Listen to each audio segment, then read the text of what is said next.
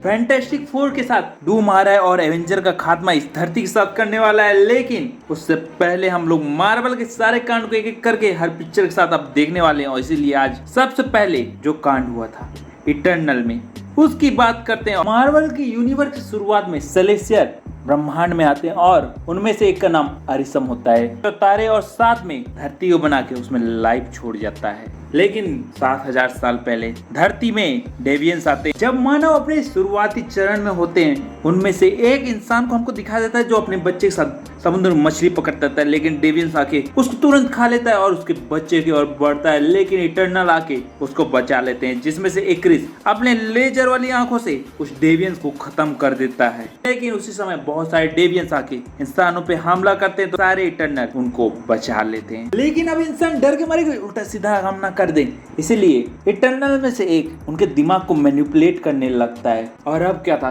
सारे इटर्नल मिलकर फैसला करते हैं और इंसानों से दोस्ती का हाथ बढ़ाते हैं और फिर इंसानों के साथ मिलकर रहने लगते हैं। लेकिन कई बार इंसान आपस में जब लड़ते रहते हैं ड्रॉइक उनके दिमाग को मैनिपुलेट कर देता है जो कि इटर्नल के कैप्टन को बिल्कुल भी पसंद नहीं आता है क्योंकि ऊपर से ऑर्डर रहते हैं, मेरा मतलब सेलेस्टियस के, कि इंसानों की आबादी बढ़ते रहने देना है और उन्हें कोई भी हस्तक्षेप नहीं करना है। और इसीलिए वो इटर्नल को सबको ऑर्डर देती है कि आज से तुम लोग आजाद हो और अपने रास्ते जा सकते हो। और सारे इटर्नल अपने रास्ते निकल जाते हैं और ऐसे ही 7000 साल बीत जाते हैं। और अब क्या था, हमें आज का वर्तमान मॉडल वर्ल्ड दिखाया जाता है जहाँ पे लंदन में इटर्नल सर्सी को दिखाया जाता है जो कि एक टीचर रहती है और वो स्कूल की ओर जाती रहती है। लेकिन वो लेट हो चुकी रहती है और इसीलिए वहाँ पे उसका फ्रेंड उन बच्चों को पढ़ाता रहता है। आप क्या था, सर्सी स्कूल में पहुंच के अपने दोस्त को धन्यवाद देती है और वो फिर क्लासरूम से चला जाता है। लेकिन तभी भूकंप आता है और एक बहुत बड़ा स्टैचू स्टूडेंट पर गिरने वाला रहता है। लेकिन सर्सी तुरंत जाके उसको रेत में बदल देती है। इसी के साथ सीन बदलता है और हमें रात का सीन दिखाया जाता है जहाँ पे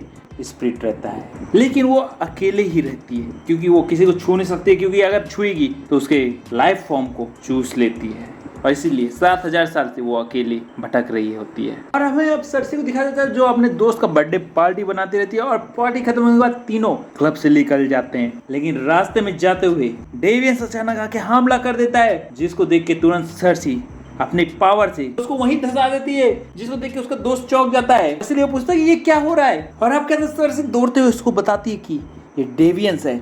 लेकिन तभी स्पिरिट बोलता है लेकिन ये कैसा हो सकता है, ये तो 2000 साल पहले हमने सबको खत्म कर दिया था। लेकिन इतने में डेवियंस अपने हाथों और पैरों को जमीन से उखाड़ता है और वहां से भागता है। तो देखे सर्सी और स्पिरिट फैसला करते हैं और उसके पीछे चले जाते हैं। लेकिन ये क्या, वो डेवियंस इंसानों की ओर हमला करने के लिए बढ़ता है तो सर्सी अपने निंजा क्लोन बना के, मेरा मतलब हाँ क्लोन बना के उसको अटैक करती है। लेकिन इसी चक्कर में स्पिरिट के ऊपर वो डेवियंस अटैक कर देता है। लेकिन एम टाइम में इक्रिस वहां आ जाता है और अपने लेजर आइस से तुरंत उस डेवियंस को मारता है। लेकिन ये क्या, वो तो हील होने लग रहा है जिसको देख के वो लोग चौंक जाते हैं क्योंकि ये पावर सिर्फ इटर्नल्स के कैप्टन के पास थी और ये डेवियंस के पास कैसे आई थी क्योंकि पहले तो ये हील नहीं हो सकते थे। और इसीलिए इक्रिस बिना रुके हुए दोबारा उसके ऊपर हमला करता है। लेकिन वो डेवियंस वहां से भाग जाता है और हमें अब पता चलता है कि इक्रिस और सर्सी ने 2000 साल पहले इंडिया में यानी आज के भारत में शादी की थी। लेकिन अचानक से एक दिन फिर इक्रिस गायब हो गया था और अब वापिस आ गया था। और अब क्या था, सर्सी और उसके साथी सीधा अपने लीडर के पास जाते हैं। लेकिन वहां पहुंच के देखते हैं कि एजेक पहले से ही मारी जा चुकी है जिसको देख के तीनों चौंक जाते हैं क्योंकि उनको समझ नहीं आता कि एक इटर्नल को आखिर कौन मार सकता है। और ये डेवियंस का अचानक से हमला कहीं इसी से नहीं जुड़ा है और उन लोगों को समझ में आ जाता है कि जिस डेवियंस ने उन पे हमला किया था उसी ने एजेक को मारा और उसकी पावर को अपने अंदर एब्जॉर्ब कर लिया था, इसीलिए वो हील हो रहा था। लेकिन तभी एजेक के अंदर से एक स्टोन निकलता है और वो सीधा सर्सी के अंदर चला जाता है जो कि अरिसम से बात करने का डायरेक्ट तरीका होता है। और इसीलिए वो फैसला करते हैं कि अब सारे इटर्नल को मिलाने का समय आ गया क्योंकि क्रीचर आ गया और इस बार वो और ताकतवर है और वो भी इटर्नल को भी मार सकते हैं। अब क्या सीन चेंज होता है, हमें किंगो को दिखाया जाता है जो कि बहुत ज्यादा बड़ा स्टार बन चुका रहता है और तभी उसके पास आके सर्सी और बाकी लोग उसको सब कुछ बताते हैं। अब क्या था, वो ऑस्ट्रेलिया की ओर निकल जाते हैं जहाँ पे वो दो इटर्नल को खोजने के लिए पहुंच जाते हैं, लेकिन वहां पे एक डेवियंस को मरा हुआ देखते हैं। वो चौंक जाते हैं, लेकिन तभी घर के दरवाजे खुलते हैं और अंदर से गिलगामेश निकलता है। वो भी एक इटर्नल ही था। वो उनका बड़ी खुशी से स्वागत करता है, लेकिन जब उन लोग कैप्टन की मौत की खबर उसको सुनाते हैं तो वो टूट जाता है और कुर्सी में बैठ जाता है। लेकिन तभी हमको एक पेड़ के नीचे बैठे हुए दूसरे इटर्नल को दिखाया जाता है, जो कि थीना होती है। और जब उन लोग उसके पास जाते हैं तो वो कुछ ड्राइंग बनाती रहती है, लेकिन अचानक से एक स्पिरिट वेपन निकाल के उन पे अटैक करती है। ये उसकी एक एबिलिटी होती है, जिसको देख के स्प्राइट तुरंत अपनी एबिलिटी यूज करता है और उसको याद दिलाने की कोशिश करने लगता है कि वो सब इटर्नल है। गिलगामेश उसको शांत करता है। एथीना को सब याद आ जाता है, तो वो वापस से शांति से बैठ के खाना खाने लगते हैं। लेकिन तभी सर्सी वहां से उठती है और तुरंत वहां जाके पेड़ के नीचे वो ड्राई को देखने लगती है और वो चौंक जाती है और तुरंत सेलेसियस से कांटेक्ट करती है। और अब क्या था, जैसे ही उसके सामने अरिसम दिखाई देता है, उसको वो सब कुछ बताने लगती है कि जो अर्थ में हुआ रहता है। इसको सुन के अरिसम बोलता है इमर्जन आने वाला है, जिसको सुन के सर्सी चौंक जाती है। वो पूछती है कि इमर्जन क्या है, तो वो बोलता है समय आ गया है कि अब तुम्हें सच बताया जाए और इटर्नल का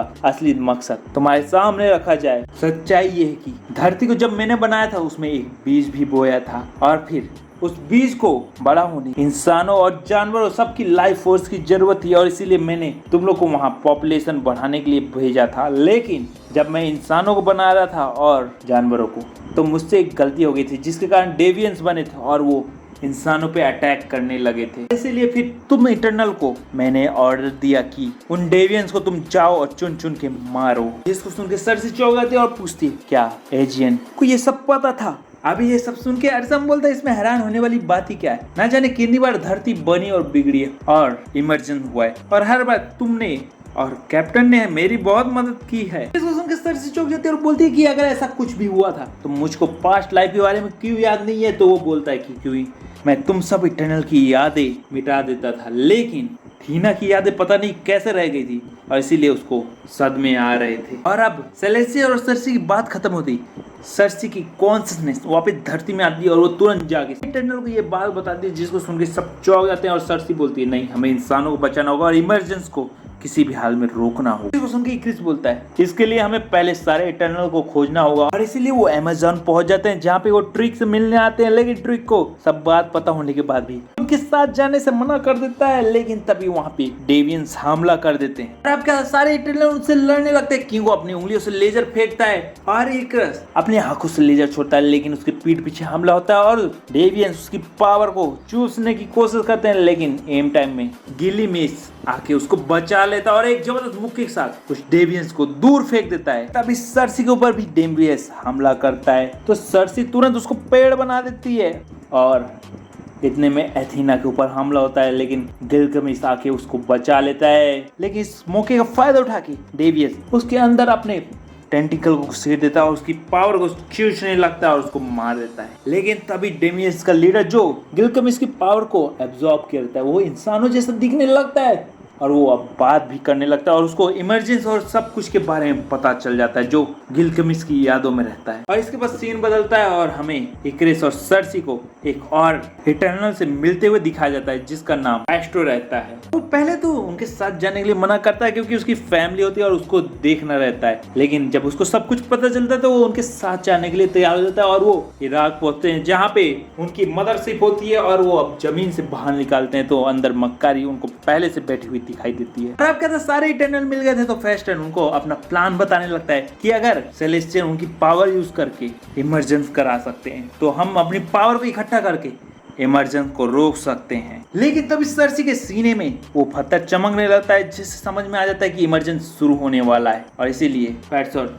मक्कारी को बोलता है कि तेजी से जाओ दौड़ के और पता करो कि धरती में कहाँ इमरजेंस हो रहा है। जिसको सुन के मक्कारी वहां से तुरंत निकलती है। लेकिन अचानक से इक्रिस शिप के अंदर सारे इटर्नल पे अटैक कर देता है, जिसको देख के हर कोई चौंक जाता है। और अब इक्रिस बताता है कि कैप्टन को उसी ने मारा था क्योंकि वो भी इमरजेंस को रोकना चाहती थी और तुम लोग भी अब वही कर रहे हो। इसी के साथ हमें सीन दिखाया जाता है कि जब कैप्टन ने इक्रिस को ये सब बताया था, उस समय उसने उसके साथ चाल चला था और उसको धोखे से उन डेवियंस के बीच फेंक दिया था, जहाँ पे कैप्टन की पावर को डेवियंस ने एब्जॉर्ब कर लिया था। और जब वो मारी जाती है तो उसकी बॉडी को वापस ले जाके उसके फार्म हाउस में फेंक देता है। और इस सब की वजह हर इटर्नल पूछने लगता है तो वो बोलता है कि मेरी लाइफ और तुम्हारी लाइफ सेलेस्टियस की दी हुई है, इसीलिए सेलेस्टियस जो कहेंगे वो मैं करूंगा, और उसके लिए चाहे फिर तुमसे ही लड़ना क्यों ना पड़े, तुम्हें भी मारना पड़े, वो मैं करके रहूंगा। और इतना कह के क्रिस वहां से जाता है तो स्प्राइट भी वहां से चली जाती है और किंगो भी अब उदास हो जाता है, बोलता है कि एक्रेस के बिना तो हम लोग कुछ कर भी नहीं सकते। इतना कह के किंगो भी चला जाता है और जितने इटर्नल खड़े रहते हैं वो बोलते हैं कि अब हमारी पावर के साथ तो हम लोग रोक नहीं सकते। लेकिन जब फायर स्टॉर्म बोलता है नहीं सरसी, तुम्हारे अंदर जो स्टोन है वो सीधा सेलेस्टियस से जुड़ा हुआ है और इसीलिए हम लोग एक बैंड बना के इमरजेंसी को रोक सकते हैं। और इतना कहते हुए उसके अंदर से वो ड्रॉप निकलता है और उससे बैंड बना देता है। लेकिन हमको दिखाया जाता है कि एक्रेस और स्प्राइट वहीं पे बैठ के इमरजेंसी को देखते रहते हैं। लेकिन तभी सारे इटर्नल भी वहां पहुंच जाते हैं और उनके पास अब समय नहीं था, इसलिए वो तुरंत अपने बैंड्स को एक्टिवेट करते हैं और इमरजेंसी को रोकना शुरू करते हैं। लेकिन तभी एक्रेस आके पीठ पीछे उनके हमला कर देता है, जिसको देख के कारी बहुत गुस्से में आ जाती है और चिल्लाते हुए उसको पकड़ के जमीन में घसीटने लगती है, पत्थरों से टकराने लगती है और दूर फेंक देती है। और तभी हमें सरसी को दिखाया जाता है, वो बोलती है हमारे पास समय नहीं है, इमरजेंसी होने वाला है और अगर देरी किए तो सब कुछ खत्म हो जाएगा, इसलिए मैं इसको अकेले रोकने जा रही हूँ। और इतना बोल के वो फ्रेश टॉम को बता के आगे निकलती है और फ्रेश टॉम भी बोलता है ठीक है तुम उसको रोको और हम लोग एक्रेस को रोकेंगे। अब क्या था, सारे इटर्नल एक्रेस से लड़ने लगते हैं। लेकिन डेवियंस का लीडर तभी वहां पहुंच जाता है, जिसके चारों ओर मक्कारी घूमने लगती तो डेवियंस का लीडर उसको पकड़ लेता है, उसकी पावर को एब्सॉर्ब करने की कोशिश करता है। लेकिन एम टाइम में फायर स्टॉर्म अपनी टेक्नोलॉजी से उसके ऊपर अटैक देता है, जिसके कारण डेवियंस एक गुफा की ओर फेंका जाता है और फिर तुरंत फायर स्टॉर्म एक्रेस को अपनी टेक्नोलॉजी से फंसा देता है। लेकिन हमें सरसी को दिखाया जाता है जो इमरजेंसी को रोक रही रहती है, लेकिन उसके पीछे से एक खंजर उसके अंदर घुसा दिया जाता है, जो कि स्प्राइट ने किया होता है। और अब क्या था, स्प्राइट बोलती है ये इंसान मर जाए तो अच्छा है, मैं 7000 साल से इनके कारण अकेली हूँ, मुझको नहीं पता कि प्यार क्या होता है, फैमिली क्या होती है, क्यों मेरे साथ ही ऐसा क्यों हो रहा है। लेकिन तभी पीछे से ड्रोइक आता है और उसके सर पे मार देता है, उसको बेहोश कर देता है। लेकिन दूसरी तरफ हमको एथेना को दिखाया जाता है जो उस डेवियंस के लीडर से लड़ती रहती है। लड़ाई के बीच एथेना को सदमा लगता है और इसका फायदा वो डेवियंस उठाता है और गैल्केमिस्ट बनके उसको मैनिपुलेट करने लगता है। लेकिन एंड टाइम में उसको होश आ जाता है और वो तुरंत अपने स्पिरिट शॉट से उसको काट के खत्म कर देती है। लेकिन तभी धरती में चारों भूकंप आने लगता है और इमरजेंसी शुरू हो जाता है और सेलेस्टियल धरती तोड़ के बाहर निकलने लगता है, जिसको सरसी रोकना शुरू करती है। लेकिन एरिकस आके उस पर अटैक करता है, लेकिन सरसी अपना बचाव नहीं करती, जिसको देख के उसको अपनी और सरसी की पुरानी यादें याद आ जाती है और इसलिए वो फैसला करता है कि वो धरती को बचाएगा और सरसी का साथ देता है और सेलेस्टियल को वहीं पे जमा के मार देता है और अपनी गिल्ड के कारण उससे अलविदा लेके सूरज की ओर बढ़ जाता है और हमें नहीं पता चलता कि उसके साथ क्या हुआ है। क्या तो सारे इटर्नल्स को दिखा देता है जो अब बहुत ज्यादा खुश थे और अपनी जिंदगी आराम से बिता सकते थे। लेकिन तभी सरसी स्प्राइट पर जाती है और बोलती है अगर तुम चाहो तो नॉर्मल जिंदगी जी सकते हो, मैं तुम्हारी पावर ले सकती हूँ और तुम अकेले नहीं मरोगे, लेकिन हाँ बहुत जल्दी मारे जरूर जाओगे। जिस पे स्प्राइट बोलता है ठीक है मेरे को ये अकेली जिंदगी नहीं जीनी है और वो अपनी पावर दे देता है और इसी के साथ वो अपने शहरों में चले जाते हैं और सरसी और उसके दोस्त को दिखाया जाता है, जहाँ पे वो बताता है सरसी मैं तुम्हें बहुत समय से बताना चाहता हूँ कि मैं इस धरती का नहीं हूँ। लेकिन तभी आसमान में अंधेरा हो जाता है और आसमान में एक सेलेस्टियल आ जाता है जो कि सरसी और सबको आसमान में खींच लेता है। तो कोई दूसरा नहीं अरिसम होता है और वो बोलता है कि तुमने इन इंसानों को बचाने के लिए एक सेलेस्टियल को मारा है, जिसका दंड तुम्हें मिलना स्वाभाविक है, लेकिन अभी नहीं, पहले मैं इस धरती को देखूंगा कि जो तुमने फैसला लिया है वो बिल्कुल सही किया है कि इस धरती के लिए तुमने सिर्फ आंख बंद करके ये फैसला चुन लिया है। लेकिन तब तक के लिए मैं तुम्हें अपने साथ ले जा रहा हूँ। और इतना बोल के वो वहां से उन सबको ले जाता है और इसके साथ ये पिक्चर खत्म हो जाती है। लेकिन अब मार्वल का दूसरा मूवी मैं अगली पार्ट में सुनाता हूँ, तो लाइक करो, सब्सक्राइब करो, अगले पार्ट में मिलता हूँ। Let's go.